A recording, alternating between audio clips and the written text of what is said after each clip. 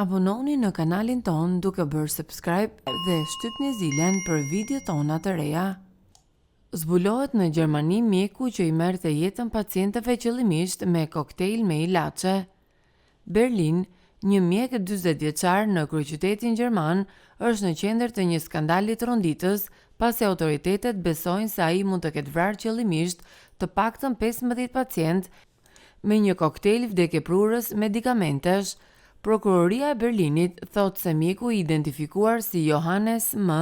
ka vepruar i shtyr nga një epsh i pastër për vrasje pas një motiv financiar apo përfitim tjetër personal, por thjesht për kënaqësi. Sipas hetuesve, viktimat 12 gra dhe 3 burra të moshave nga 25 deri në 95 vjeç humbën jetën midis shtatorit 2021 dhe korrikut 2024.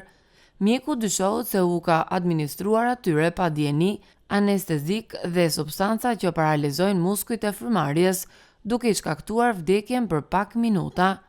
Johannes M. ka administruar një koktejl vdekjeprurës droge për viktimat e tij. Nuk kishte nevojë mjekësore.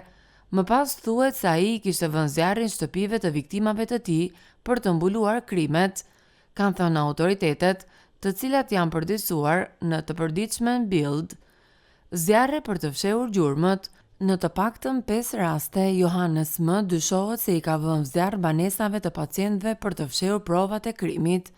Në një rast, ai nuk arriti të ndeste zjarrin e planifikuar e më pas u përpoq të paraqitej si i shqetësuar, duke thirrur një të afërm të viktimës me pretendimin se ajo nuk po i përgjigjej në derë.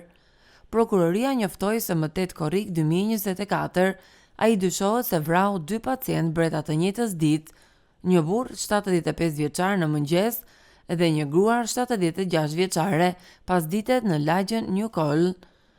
Mjeku i kujdesit paliativ Johannes M. kujdesej për 10 pacient në kryeqytetin gjerman Berlin.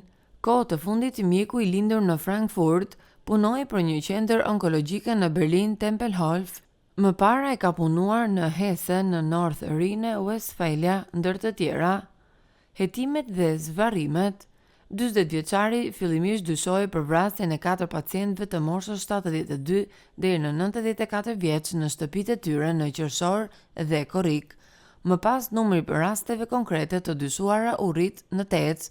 Fillimisht mjeku arrestua në gusht 2024 me akuzën për vrasje nga pakujdesia për 4 rastet, por hetimet zbuluan një pamje shumë më të errët.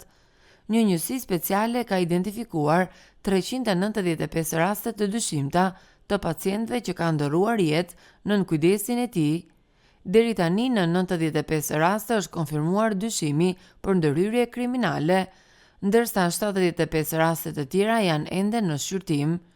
Janë kryer 12 zvarrime për të analizuar më tej shkakun e vdekjes dhe 5 të tjera janë planifikuar në javët në vijim.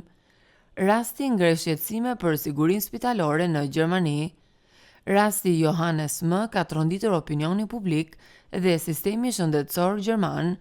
Ai vjen në një kohë ku një tjetër rast i ngjashëm po gjykohet në Aachen, ku një infermiere akuzohet për vrasjen e 9 pacientëve, duke u injektuar atyre doza të tepërta qetësuesish.